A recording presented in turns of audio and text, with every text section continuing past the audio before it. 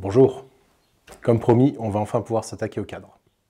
Déjà, première chose, comme vous pouvez le constater, je l'ai effectivement fait repeindre en blanc, même couleur qu'étaient les cadres à l'époque en sortie d'usine.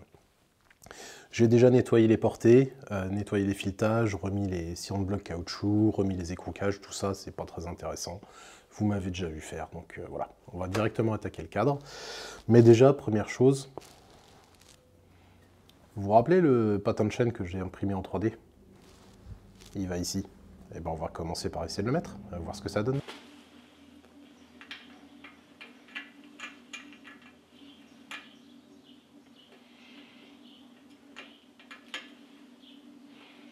Bon, forcément, ça veut pas passer, la gorge est trop fine. J'ai refait ma modélisation, j'ai changé un petit peu mes côtes, et puis voilà. Donc j'ai imprimé un deuxième prototype, avec les gorges beaucoup plus prononcées, et on va voir ce que ça donne. Ok, impeccable. Donc celui-là, il va impeccable. Donc je vais pouvoir imprimer la version définitive. Et voilà, j'ai imprimé la version définitive en nylon. Alors c'est pas très joli, ça s'est un petit peu déformé. C'était ma première impression 3D avec du nylon. Et c'est un enfer à imprimer. C'est vraiment super compliqué à imprimer. Ça accroche pas, ça se déforme, faut chauffer extrêmement fort, c'est vraiment très compliqué. Donc voilà, il ressemble pas à grand chose, mais s'il passe, ça fera l'affaire. On verra s'il passe, parce que comme il est quand même pas mal déformé, c'est un petit peu le doute que j'ai. On va voir.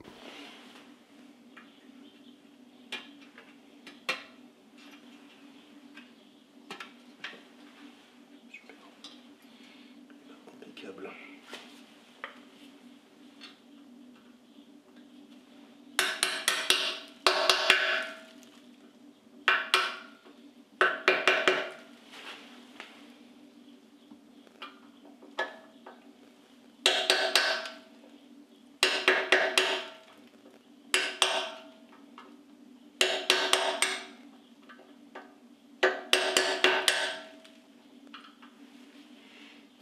Voilà, bougera plus. Donc voilà, ça c'est en place. Et ben la prochaine étape, on va remettre la colonne de direction.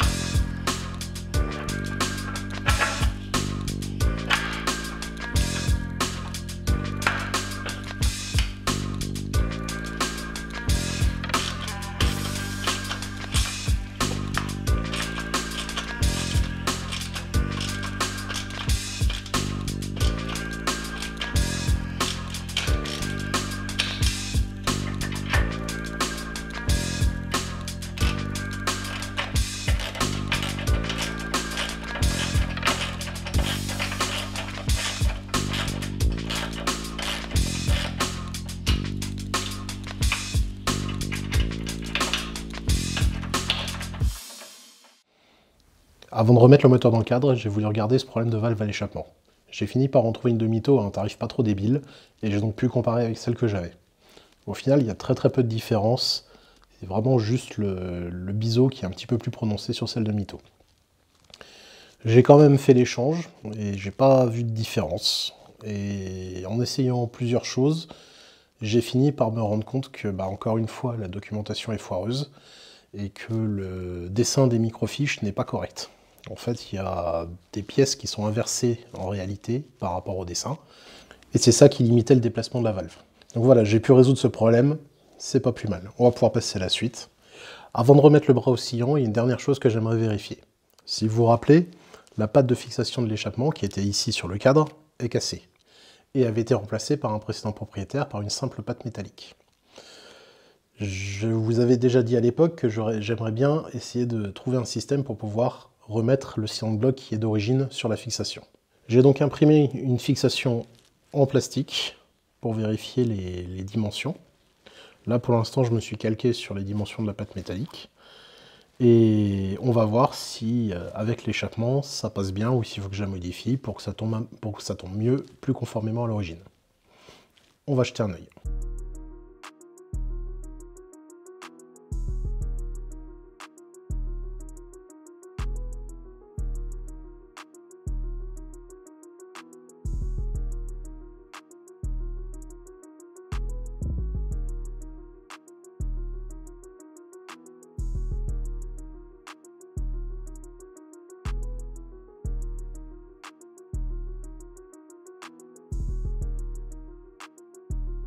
Ce premier prototype fonctionne plutôt pas mal, je tombe bien en face de la patte de fixation sur le pot. Par contre j'ai un écart assez important et au niveau bras de levier je me dis que ça va pas être terrible. Du coup j'ai revu ma copie et après une petite dizaine d'itérations, j'ai un autre prototype qui devrait permettre d'être beaucoup plus proche. Donc on va voir ce que ça donne.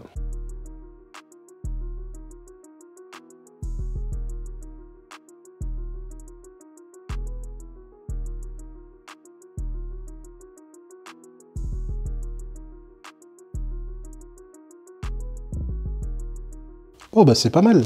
J'imprime cette version dans un plastique plus solide, et on est parti. Autre chose que j'ai remarqué quand même, là le filetage qui permet de fixer le silencieux est cassé. Et de l'autre côté, ça tourne, ça bouge. Le silencieux ne bouge pas du tout de la ligne, donc je ne sais pas du tout si ça peut avoir un impact important ou pas. Pour l'instant, je reste aux aguets, voir si je vois un échappement à tarif correct. Pour l'instant, je vois que des choses toutes déglinguées de partout et à des tarifs assez élevés. Donc on verra.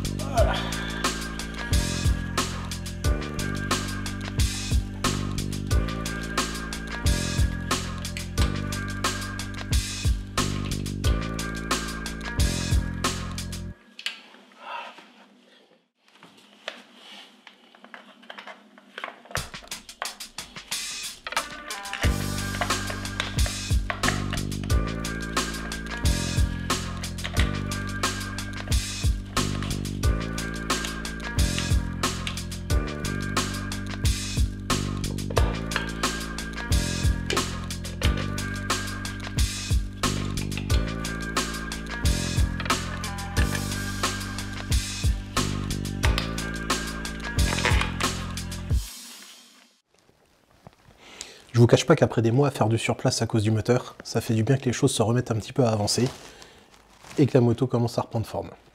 Vous avez peut-être remarqué que je n'ai pas encore boulonné la fixation avant du moteur. C'est parce que maintenant que le moteur est bien fixé à l'arrière, je vais devoir retirer à nouveau cette entretoise pour pouvoir mettre plus facilement la commande de valve à l'échappement et surtout pour pouvoir remettre le câble du compte-tour.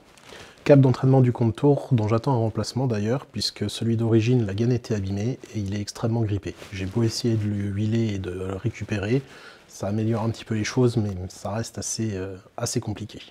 Salut, c'est le mois du montage, qui vient de se rendre compte que j'ai oublié de préciser que c'est également sur cette fixation moteur avant que viennent se positionner les deux petites entretoises en alu dont je vous parlais à l'épisode précédent. Très exactement entre le moteur et chacune de ces entretoises verticales triangulaires que vous voyez. D'ailleurs, je n'ai toujours pas ces entretoises, donc je renouvelle mon appel. Si quelqu'un a de quoi les tourner, ce serait super. C'est juste des petits tubes en alu de 2 cm de diamètre extérieur, 1 cm d'épaisseur et 8 mm de diamètre intérieur. Donc voilà pour cet épisode. Encore merci à tous pour suivre ces aventures et à la prochaine.